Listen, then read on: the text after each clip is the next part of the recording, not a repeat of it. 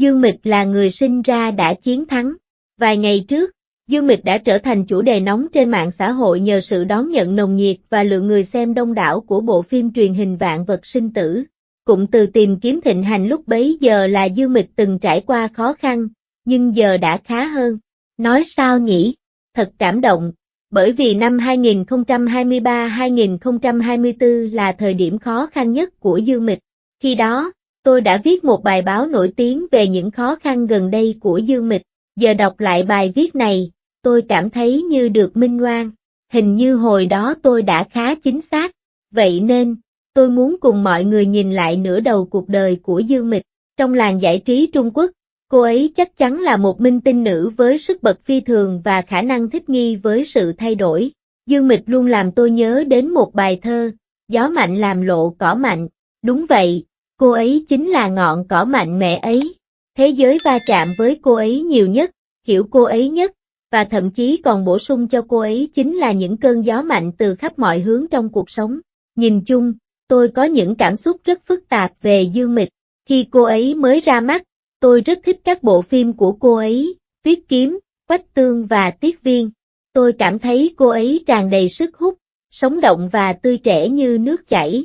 Mặc dù còn trẻ, cô ấy có khả năng đảm nhận những vai diễn phức tạp. Ví dụ, cô ấy đã khắc họa Tiết Viên với sự thông minh, sắc sảo nhưng cũng đượm chút u sầu. Cô ấy thậm chí còn khắc họa được sự oán giận của Nhiếp Tiểu Thiến trong Chuyện lạ từ xưởng phim Trung Hoa. Nhưng lúc đó, tôi thực sự không thích bản thân Dương Mịch. Tôi cảm thấy cô ấy đầy rẫy những lời châm chọc, nói năng quá thẳng thừng, và thiếu sự đồng cảm hay thấu hiểu. Thực tế là thực tế, nhưng không phải thực tế nào cũng chịu được sự soi mói. Ít nhất là vào thời điểm đó, thực tế của Dương Mịch quá khắc nghiệt. Sau Hoàng Cung, khoảng thời gian cô ấy bước vào cuộc sống hôn nhân, tôi bắt đầu có cảm tình với cô ấy. Tất nhiên, không phải vì vai diễn Thanh Xuyên, mà là vì Dương Mịch, lúc đó, gần như chìm đắm trong biển lời chế giễu. Đối với một phụ nữ ngoài 20, điều này vô cùng khó khăn để xử lý, nhưng Dương Mịch đã xử lý nó một cách xuất sắc. Cô ấy không chịu đựng, cũng không chờ đợi sự tiêu cực phai nhạt theo thời gian. Thay vào đó, cô ấy dũng cảm đối mặt với sự chế giễu. Ví dụ, cô ấy đã dám trả lời phỏng vấn trên diễn đàn Thiên Nhai, một diễn đàn nổi tiếng với ngôn từ sắc bén và thẳng thắn đến mức có thể khiến các ngôi sao nữ bật khóc, và cô ấy đã thẳng thắn đáp trả mọi lời chế giễu. Bài phỏng vấn Thiên Nhai đã đánh dấu một bước ngoặt trong thái độ của nhiều khán giả đối với Dương Mịch, và đó cũng là khởi đầu cho tình cảm của tôi dành cho cô ấy. Tôi rất thích một số lời nhắn cô ấy để lại trên Thiên Nhai lúc đó, chẳng hạn như, tôi đã đến đây còn sống, và tôi dự định sẽ còn sống khi rời đi. Một số bạn bè của tôi trên Thiên Nhai thực sự quá nhạy cảm. Đừng nhạy cảm như vậy nữa. Hãy học hỏi tôi.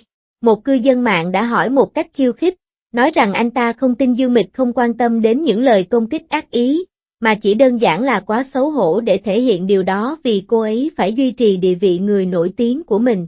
Câu trả lời của Dương Mịch là, không có sự thù hận vô cớ. Có lẽ vì mọi người yêu mến tôi, nhưng tôi lại ngại thể hiện điều đó. Sự can đảm và cởi mở này, sự sẵn sàng nói ra bất cứ điều gì một cách thoải mái, đã thấm nhuần vào Dương Mịch một sức mạnh vô song. Sự sắc sảo của cô vẫn còn đó, nhưng sự sắc sảo đó, được sinh ra từ thành công trong quá khứ, lại thiếu đi sự đồng cảm và khả năng phản ứng trước những lời chế giễu, chất vấn và công kích, tạo nên ấn tượng về một sự gây hấn cá nhân quá mức. Thay vào đó, những lời chế giễu và chất vấn đã khiến cuộc sống của Dương Mịch có phần thụ động, chuyển sự sắc sảo của cô sang một thái độ phòng thủ hơn và giúp cô thấu hiểu hơn về nỗi đau của cuộc sống. Điều này đã mang lại cho cô một vẻ ngoài chân thật, nhưng hơi góc cạnh, dũng cảm nhưng dễ bị tổn thương, sắc sảo nhưng dịu dàng và ngây thơ, thu hút sự bảo vệ. Đây là một hình tượng siêu sao thực thụ, không phải về diễn xuất, mà là về sự hiện diện của một người, và cô ấy cực kỳ nổi tiếng. Có lẽ cô ấy đã nhận ra những lợi ích to lớn của việc dũng cảm phản ứng trước những lời chế giễu và đã khéo léo tận dụng chúng. Do đó, hiện tượng càng bị chế giễu, Dương Mịch càng nổi tiếng đã tồn tại trong nhiều năm trong suốt sự nghiệp của cô. Ngay cả khi sau này có người chỉ trích cô vì có đường chân tóc cao, cô không những không phản ứng mà còn đáp lại một cách lịch sự bằng cách nói rằng cô sẽ đi cấy tóc. Love Offering từng là một hit trong một thời gian dài, liên tục bị chế giễu bằng những câu đùa như, đừng chỉ trích Dương Mịch nữa, cô ấy đã cứu mạng tôi. Tôi đã hôn mê 3 tháng sau một tai nạn xe hơi kinh hoàng. Một hôm, y tá của tôi bật radio và thấy bài Love Offering đang phát, nên tôi đứng dậy tắt đi. Hầu hết người nổi tiếng đều cảm thấy xấu hổ trước mức độ chế giễu này, chứ đừng nói đến việc nhắc lại, nhưng Dương Mịch lại tham gia vào trò đùa. Mỗi ngày, tôi đều hy vọng sống một cuộc sống có ý nghĩa. Ví dụ, khi không có việc gì làm, tôi muốn hát hoặc giúp đỡ người khác. Ngay cả khi mọi người nói cô ấy có mùi chân, cô ấy cũng không hề né tránh. Trong đám cưới của mình, cô ấy đã khéo léo đáp lại, vì hôm nay là ngày cưới của chúng tôi, cô dâu đã tự thay giày cưới rồi, nên đừng lo lắng. Tuy nhiên, mọi thứ đã thay đổi kể từ đó, điều này thực sự cảm động. Trong những năm đó, nhiều người vô tình trở thành fan của chính Dương Mịch.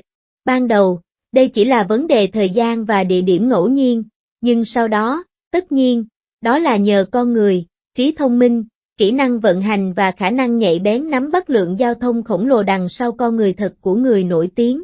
Tôi vẫn nhớ một năm khi Dương Mịch xuất hiện trên trang bìa tạp chí, và trang bìa đã mô tả cô bằng 4 từ, người bắt xe. Không thể chính xác hơn.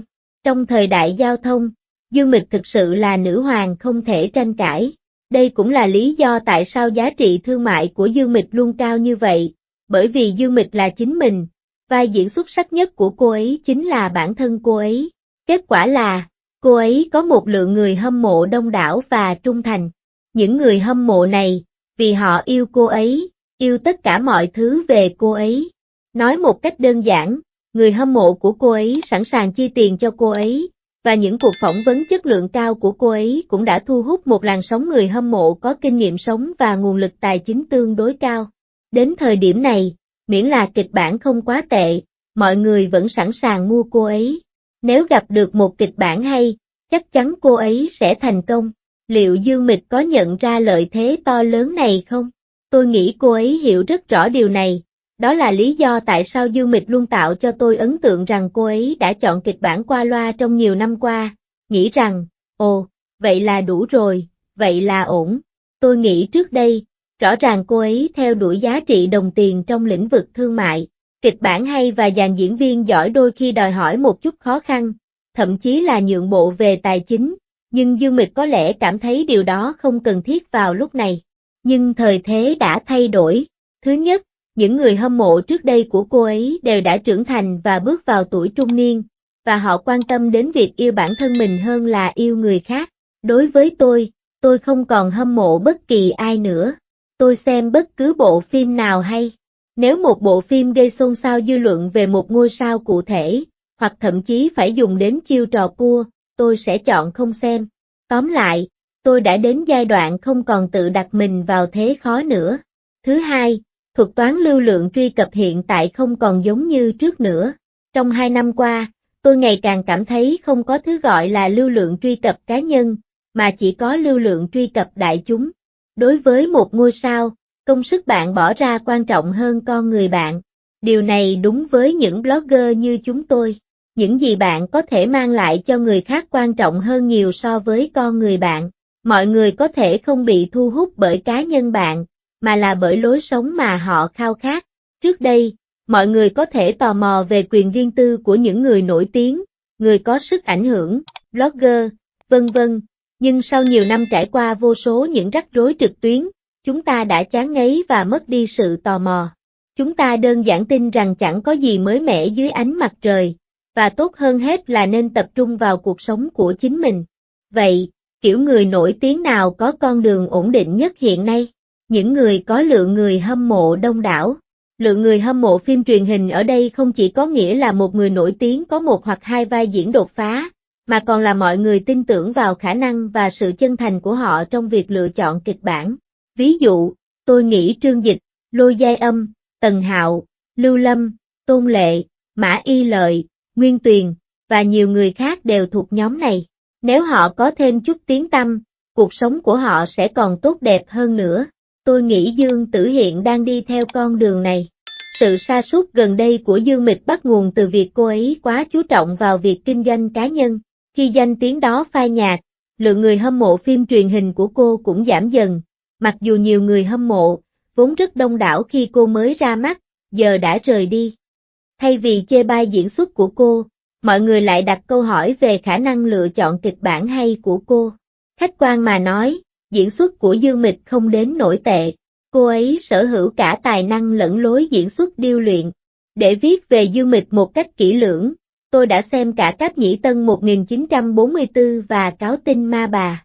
Cô ấy đã có những màn trình diễn xuất sắc. Ví dụ, trong Cáp Nhĩ Tân 1944, sau một thời gian dài tự nhận mình là bóng ma quá khứ và quyết tâm giữ nguyên như vậy, cô phát hiện ra mình vẫn còn trái tim và cảm xúc của một con người, đồng thời nảy sinh sự mong đợi và hoài niệm về kỷ nguyên mới. Sự phòng thủ của cô sụp đổ.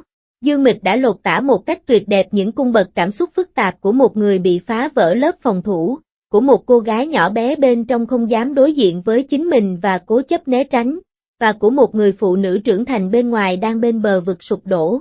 Khoảnh khắc đó, tôi cảm thấy Quan Tuyết thực sự đã tan vỡ. Tất cả những gì xảy ra sau đó chỉ là một nỗ lực giả tạo để hàn gắn bản thân và lừa dối mọi người. Trong Hồ Linh Mai, Dương Mịch đã truyền tải hoàn hảo cảm xúc trong câu hát, tình yêu này, ta không thể tiến, ta không thể lùi, ta không thể buông.